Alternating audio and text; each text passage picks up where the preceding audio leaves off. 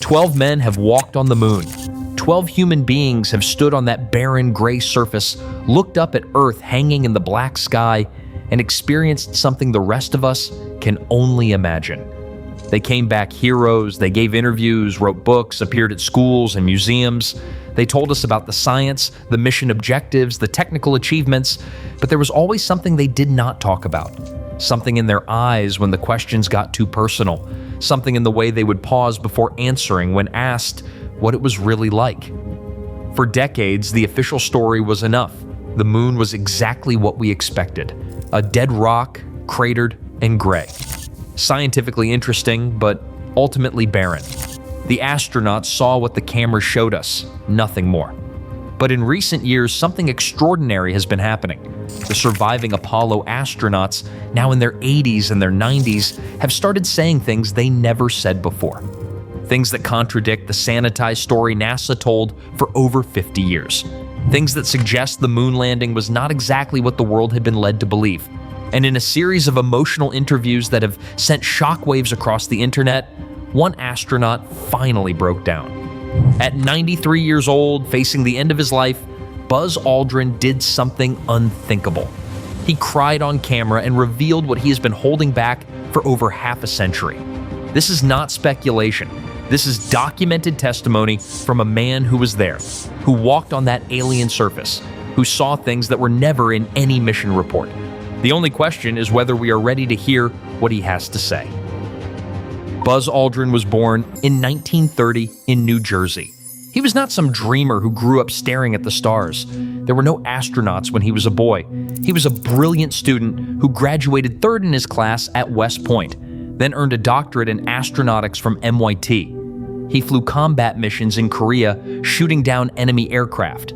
He became a test pilot, the kind of man who understood complex systems, who followed procedures exactly, who did not make mistakes. When NASA selected him for the astronaut program in 1963, Aldrin was known for his technical expertise, particularly in orbital mechanics and spacecraft rendezvous. While other astronauts were pilots who learned engineering, Aldrin was an engineer who learned to fly. His first space flight came in 1966 on Gemini 12, where he performed a record-breaking spacewalk. By the time Apollo 11 was being planned, Aldrin was one of NASA's most capable astronauts, but he was not supposed to be the first man on the moon. That honor was reserved for mission commander Neil Armstrong. Aldrin would be second forever in Armstrong's shadow. This bothered him deeply. Friends noted Aldrin's competitive nature and his desire for recognition. This tension would color his entire relationship with the moon landing. Perhaps it also made him more observant, more willing to notice when things did not match what he had been told to expect. The launch came on July 16, 1969. Over 600 million people watched as the Saturn V rocket lifted off. The journey took 3 days. 3 days of floating through the void as Earth shrank to a blue marble. On July 20th, 1969, Armstrong and Aldrin climbed into the lunar module Eagle, while Michael Collins remained in orbit. The descent was not smooth. Computer alarms blared and fuel ran dangerously low. Armstrong took manual control. With less than 30 seconds of fuel remaining, Eagle touched down. Armstrong's voice crackled over the radio. "Houston, Tranquility Base here. The Eagle has landed." The world erupted. But inside the lunar module, something else was happening. If you listen carefully to the actual air-to-ground transmissions, you hear long periods of silence, cryptic exchanges that do not match the official timeline, and then something puzzling. Armstrong requested to switch to a medical channel, a private frequency that would not be broadcast publicly. For 2 minutes during a private blackout, there is no official record of what was discussed. NASA says it was a routine medical check, but 2 minutes is unusually long. When Armstrong and Aldrin came back on the main channel, both men sounded different, shaken. Ham radio operators monitoring NASA frequencies said they heard fragments during the blackout. The audio was poor and transcripts conflicted, but multiple sources reported Armstrong mentioning other craft on the crater rim and saying they felt watched, that whatever was there was not ours. NASA dismissed these reports as hoaxes. The official transcripts show no such conversation. For 50 years, neither Armstrong nor Aldrin confirmed the rumors. That remained the case until recently. When Aldrin finally stepped onto the lunar surface, he expected triumph. Instead, what hit him was something entirely different. He looked around at the gray dust, the stark shadows, the black sky. No stars were visible. The horizon looked unnaturally close. The whole scene felt wrong. And then, he spoke the words that would haunt him forever. Magnificent desolation. 2 words that captured something he struggled to explain for decades. The moon was not beautiful in any comfortable sense. It was alien, hostile, empty in a way Earth had never been empty. But there was something else. Something Aldrin only began talking about years later, when he was no longer under NASA's employment. He described a feeling of being watched. Not by Houston, not by the cameras, something else. A presence. Attention from something vast and incomprehensible. According to later accounts, both he and Armstrong felt it. They mentioned it to each other on private channels. But how do you explain feeling observed when you are standing on a world that has been dead for billions of years? The moonwalk officially lasted 2.5 hours. Armstrong and Aldrin planted a flag, set up experiments, collected samples. Everything appeared to be going according to plan. But if you watch the footage closely, you can see moments that do not quite fit. Moments when Aldrin stops moving and stares at something beyond the camera's view. Moments when both men fall silent for longer than the mission timeline should have allowed. They took photographs, hundreds of them. NASA released most to the public. They showed exactly what people expected. A gray, cratered landscape, astronauts in white suits, equipment and experiments, but not all photographs were released. Thousands of images from Apollo 11 and subsequent missions remain classified or simply unavailable. NASA's official explanation is that many were poor quality or redundant. But astronauts have questioned this. Some of the clearest shots, the most interesting features, were among those never released. Why? That question would not be answered for decades. After 21 hours on the surface, Armstrong and Aldrin launched back to orbit. They rejoined Collins. During the 3-day return flight, according to testimony that emerged years later, Armstrong and Aldrin were debriefed multiple times on private channels. They were asked specific questions about what they saw, what they felt, what they experienced, and they were given specific instructions about what they could and could not discuss publicly. When Apollo 11 splashed down on July 24, 1969, the astronauts were placed in quarantine. The official reason was biological containment. But the quarantine served another purpose. It gave NASA time to conduct extensive debriefings, to review every moment, to decide exactly what information would be released and what would remain classified. When the astronauts finally emerged, they were global heroes. Parades, presidential audiences, magazine covers. But something was wrong with Buzz Aldrin. Those close to him noticed immediately. He smiled for cameras, waved to crowds, delivered the speeches NASA prepared, but his eyes were different. Distant, haunted. In the months following Apollo 11, Aldrin began to spiral. He battled severe depression, he developed alcoholism, his marriage fell apart. By 1971, just 2 years after walking on the moon, Aldrin resigned from NASA. For a man who had achieved the pinnacle of human exploration, he seemed remarkably unhappy. The public explanation was straightforward. Post-mission depression. The inevitable letdown after accomplishing something so extraordinary that nothing else can compare. This satisfied most people. But there were hints that something deeper was wrong. In his 1973 autobiography, Return to Earth, Aldrin was candid about his psychological struggles. He described nightmares about the moon. He mentioned feeling disconnected from reality, as if part of him had never truly returned. But even in that confessional book, careful readers noticed gaps, experiences he skipped over, moments he refused to discuss in detail. Neil Armstrong handled the aftermath differently. He became reclusive. He rarely granted interviews. He refused to capitalize on his fame, turning down endorsements worth millions. He taught at the University of Cincinnati and lived quietly. When pressed to discuss Apollo 11, Armstrong's responses were always measured, technical, focused on engineering rather than personal experience. He made clear he had no interest in discussing what it felt like to be there. This was not the behavior of a man basking in glory. This was the behavior of a man carrying a burden. Michael Collins, who orbited while Armstrong and Aldrin explored the surface, seemed well-adjusted by comparison. He wrote books, gave lectures, appeared comfortable discussing the mission. But Collins had not walked on the surface. He had not seen whatever Armstrong and Aldrin saw. His perspective was fundamentally different. The years passed. More Apollo missions flew. 12 men in total would eventually walk on that gray surface. Slowly, a pattern emerged. Many of these astronauts struggled when they returned. Some developed depression, some turned to alcohol, some had marriages fall apart, and some, as they aged and their careers ended, began saying things that did not match the official narrative. Edgar Mitchell walked on the moon during Apollo 14, and he became vocal about government knowledge of extraterrestrial intelligence. He claimed that classified information about alien contact had been withheld from the public. He was dismissed as eccentric. But Mitchell had a doctorate from MIT. He was a naval aviator and a test pilot. When a man with those credentials insists something is true, perhaps we should listen more carefully. Al Worden, command module pilot for Apollo 15, made similar claims. In 2017, he stated flatly that he believed humans were descendants of ancient alien civilizations. When the interviewer suggested he might be joking, Worden insisted he was completely serious. Again, this was not some conspiracy theorist. This was an astronaut, an engineer, a man who had traveled to the moon. The most significant developments came from Buzz Aldrin himself.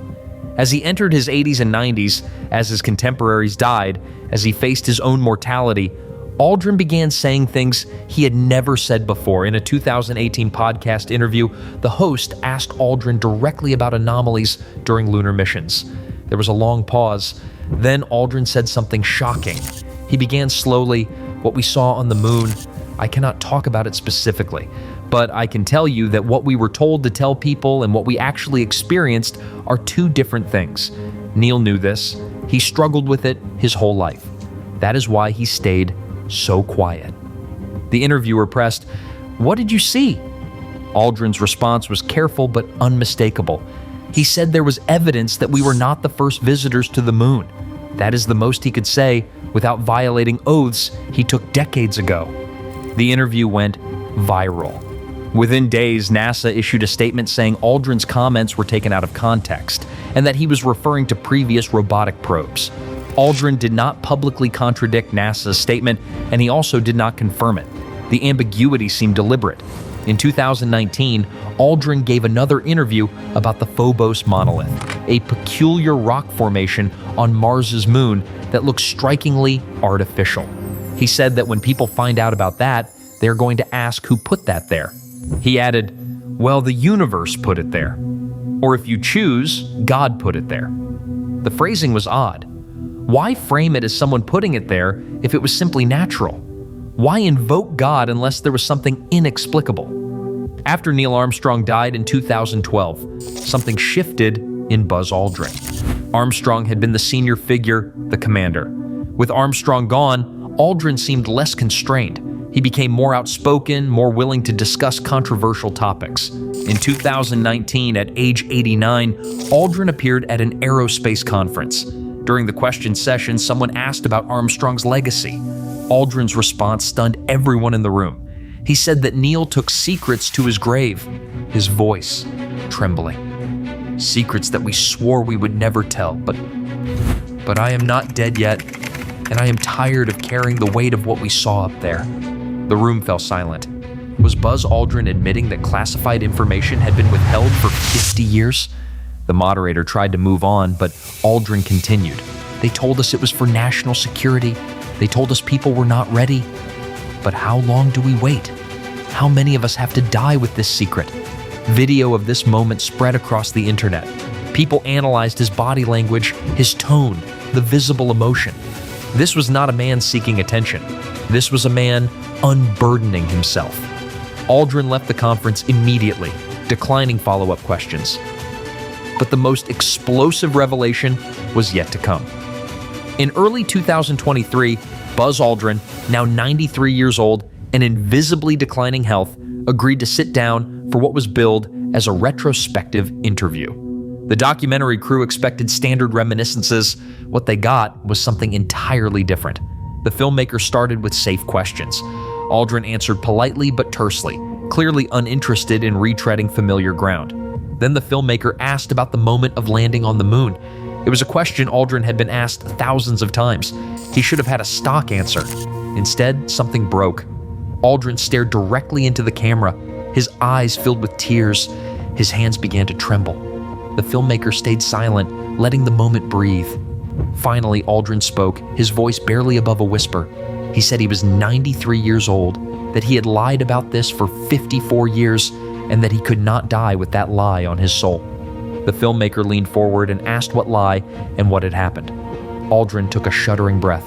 What followed was 23 minutes of testimony that would challenge everything the world thought it knew about Apollo 11. According to Aldrin's account, the landing proceeded exactly as reported until Neil Armstrong opened the hatch. When Armstrong first looked out onto the lunar surface, he froze completely. For several seconds, he did not move, he did not speak. Aldrin asked repeatedly if Armstrong was all right. Finally, Armstrong's voice came through, and he said they needed to use the medical channel immediately. The medical channel was a private frequency used only for sensitive communications. Aldrin had never heard Armstrong sound like that before.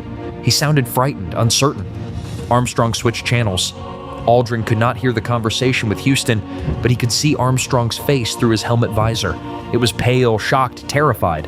The conversation lasted nearly 2 minutes. When Armstrong came back on the main frequency, his voice had changed. Controlled again, professional, but with an undercurrent Aldrin could not quite identify. Armstrong descended the ladder. The world watched him take that first step. Inside the module, Aldrin waited the planned 20 minutes. But during those 20 minutes, Armstrong's voice over the private intercom did not match his calm public transmissions. He sounded confused, disoriented, and he kept asking questions. "Do you see them too? Are you seeing what I am seeing? How is this possible?" Aldrin had no idea what Armstrong meant. He was still inside, unable to see the surface. When Aldrin finally emerged and climbed down, when his boots touched the lunar dust and he looked around, that was when he saw them. "Structures," Aldrin said in the 2023 interview, his voice breaking. On the horizon, maybe 300 meters away. Not natural formations. Structures, artificial, constructed. They were old, ancient beyond comprehension, covered in lunar dust, pitted by impacts, but unmistakably made by someone or something. Angular, regular, too perfect to be natural. Armstrong and Aldrin had been trained for thousands of contingencies, equipment malfunction, medical emergencies, communication failure, but never for this, the discovery of artifacts on the moon. They immediately radioed Houston on the medical channel. According to Aldrin's testimony, the response was immediate and explicit. Do not approach the structures. Do not deviate from your planned activities. Document them with photographs if possible, but maintain your distance. Continue exactly as rehearsed. For the next 2.5 hours, while 600 million people watched them plant a flag and collect rocks, Armstrong and Aldrin were acutely aware of those structures on the horizon. They took photographs, dozens of them. These photographs, Aldrin stated flatly, were never released to the public. When they returned, the film was removed and classified immediately. Over the decades, Aldrin asked NASA about these images. He was told they were lost, or damaged, or showed nothing of interest. But Aldrin knew what was on that film, but that was not the most disturbing part. About 90 minutes into their moonwalk, both astronauts observed something impossible. A craft, Aldrin said, his hand shaking. Not the lunar module, not anything human. It appeared on the horizon, moving against the black sky. It came closer, not rapidly, but deliberately, purposefully. Then it retreated, disappearing behind a ridge. The sighting lasted maybe 30 seconds, not long enough to photograph clearly, but long enough to know absolutely that it was there and that it was not theirs. Armstrong radioed Houston immediately. "Houston, we have company. We are not alone here." There was a pause. Then Houston responded, "We are aware. We have been tracking it. Do not attempt to approach or communicate. Continue your mission. Do not engage." That response meant that NASA already knew. Whatever that craft was, Mission Control had expected it. Armstrong and Aldrin were not discovering something new. They were confirming something already suspected. For the remainder of their time on the surface, both men worked knowing they were being watched, observed. When they finally launched back to orbit, Aldrin said both felt overwhelming relief. Relief to be leaving. Relief to be putting distance between themselves and whatever was down there. During the return flight, Armstrong and Aldrin were debriefed extensively on private channels. In 2023, Aldrin testified that they were told 4 things. First, what they observed was already known to NASA and military intelligence. Remote observations from Earth had detected anomalies years earlier. Apollo 11 was confirming something already suspected. The structures were real. The craft was real. The moon was not the dead world the public believed. Second, public disclosure was not an option. The geopolitical implications were too significant. The psychological impact on civilization was deemed too risky. Religious institutions might collapse. Social order might break down. People were not ready. Third, Armstrong and Aldrin would never speak publicly about what they had seen. They would follow NASA's script. Any deviation would result in severe consequences, not just for them, but for their families, for the Apollo program, for NASA as an institution. Fourth, subsequent Apollo missions would investigate further, quietly, using equipment and protocols not disclosed to the public. Every Apollo mission that followed had a classified component. Objectives not in any public mission plan. Questions they were trying to answer about the moon's true nature. Aldrin described the psychological toll. We had achieved something incredible. We walked on another world, but we could not tell anyone what we had really found. We had to smile for cameras and lie. Lie to reporters, lie to Congress, lie to our families, lie to the world for the rest of our lives. He described how it destroyed Neil Armstrong, how Armstrong became reclusive and bitter, unable to reconcile the heroic narrative with the classified reality. How Armstrong died in 2012, taking his secrets to the grave. The interviewer asked why Aldrin was breaking his silence now. "I am dying," he said. "Maybe not today, maybe not this year, but soon." And Neil died without ever telling the truth. It destroyed him from the inside. I watched it happen. I cannot let that happen to me. The public deserves to know. We are going back to the moon, NASA's Artemis program, private companies, China, and this time, they cannot hide what is there. The technology exists now for anyone to see what is on the surface. The secret is going to come out whether NASA wants it to or not. I would rather be the one to tell it. When asked what he believed the structures were, Aldrin admitted he did not know. Nobody knows. That is what is so frustrating. We have had evidence of non-human construction on the moon for over 50 years, and instead of investigating openly, we have hidden it. We have classified it. We have wasted half a century because we were afraid. He speculated. Maybe the structures are millions of years old, remnants of some ancient civilization. Maybe they are more recent, evidence of extraterrestrial intelligence.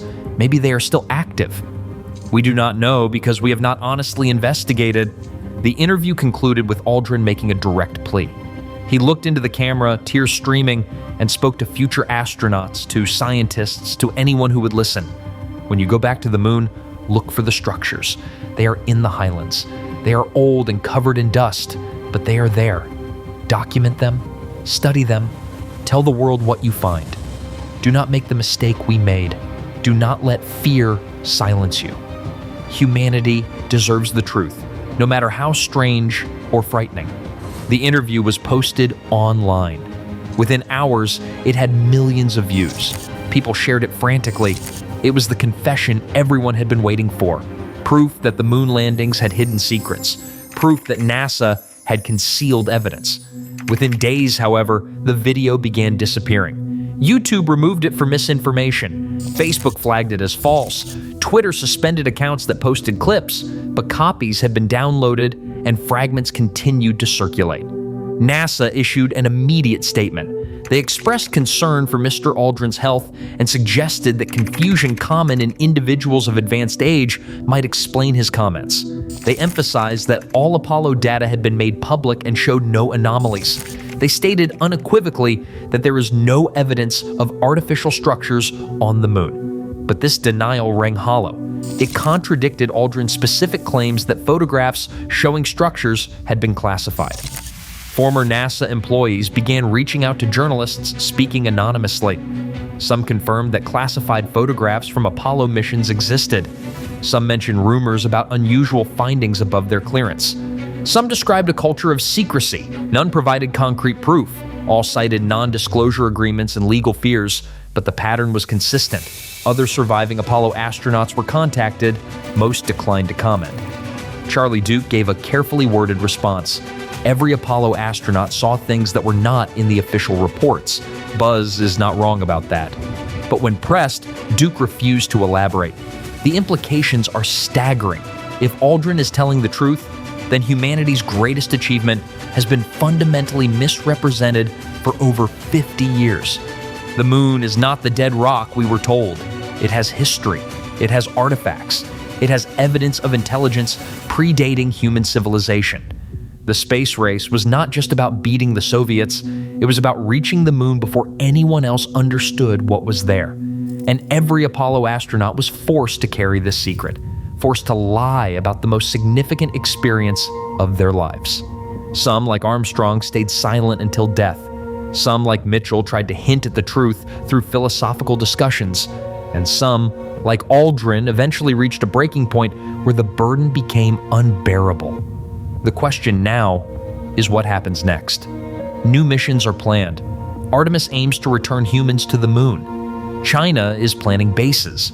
Private companies are developing mining technologies.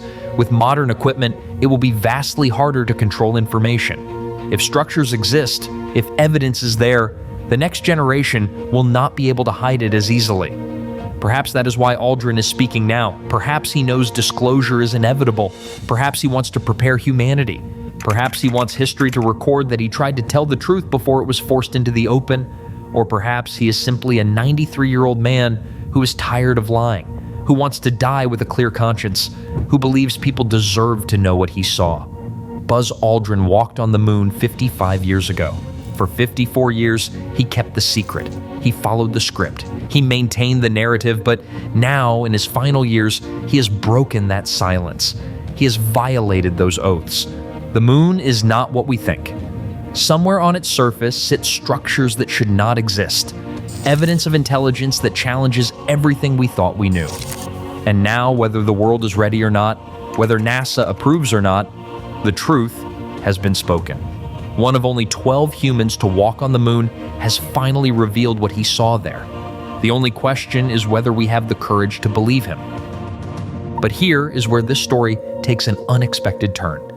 Because everything you just heard, as compelling as it sounds, as detailed as it appears, as emotionally powerful as Aldrin's testimony seems, is not true. There was no 2023 tearful confession. There were no classified photographs of artificial structures. There was no craft observing from lunar orbit. There was no medical channel conversation about anomalies. Buzz Aldrin did not break down on camera and reveal that NASA has been hiding evidence of extraterrestrial construction for 50 years. This entire narrative, spread across thousands of YouTube videos watched by millions, shared in forums and social media, believed as fact by countless people, is a fabrication. Not completely invented, but carefully constructed from fragments of real quotes, real emotions, real moments taken wildly out of context and assembled into something Aldrin never said. The truth about what astronauts actually experienced is simultaneously less sensational and more profoundly moving than any conspiracy theory. What really happened? What did Buzz Aldrin actually see? The real story begins with what astronauts call the overview effect. When you see Earth from space, particularly from the moon, you experience a fundamental cognitive shift. You see our planet as it truly is, a fragile blue sphere. No borders visible, no nations, no divisions. Just one world alone in infinite darkness, wrapped in a paper-thin atmosphere that is all standing between life and void. This perspective changes you permanently.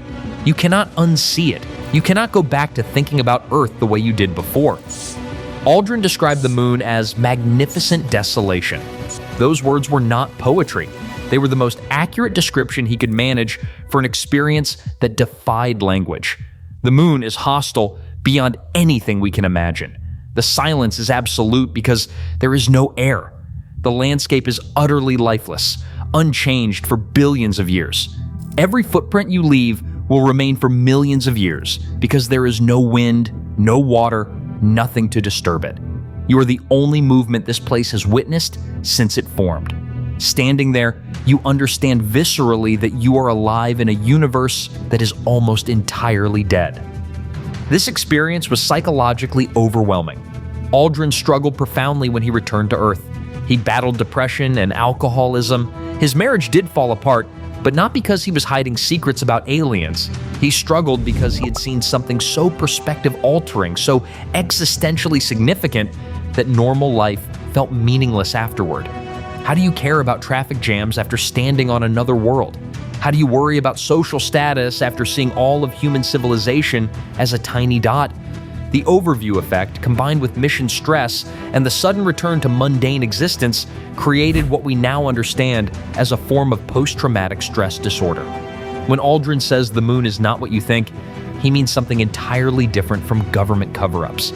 He means that no photograph, no description, no documentary can truly convey what it feels like to be there. The profound loneliness, the absolute alienness, the confrontation with mortality and meaning. These are not things that fit easily into mission reports. So when he speaks about it decades later, when he struggles to find words, when emotion overtakes him, people mistake that difficulty for hidden knowledge rather than the simple truth that some experiences transcend language. The conspiracy videos rely on a simple technique. They take hundreds of hours of Aldrin interviews over 50 years and carefully select moments where he pauses, where he appears emotional, where his phrasing is ambiguous. By removing context, adding ominous music, and inserting narration about secrets and cover-ups, they construct a narrative that never existed. They exploit our desire for mystery, for hidden knowledge, for conspiracies that make the world more interesting than it is. But the real story is more profound than any conspiracy theory because it is real. They went as engineers and came back as philosophers. They left as Americans in a space race and returned as human beings who had seen humanity from outside and understood we are all in this together. They are haunted not by what they saw, but by what they understood. That understanding changed them forever in ways they are still struggling to communicate. Now comes the part where it is up to your interpretation. We will never honestly know the truth. It could be that Buzz Aldrin is not hiding government secrets. He is living with truths about existence that most humans never have to face. The moon showed him something profound about consciousness, about what it means to be alive in an infinite universe. And he has spent 50 years trying to share that understanding while knowing that words will always fall short. The real story is not about structures, alien craft, or government conspiracies. It is the simple, devastating beauty of seeing Earth from somewhere no life has ever been. Or maybe this is a cover-up. Leave your comments below.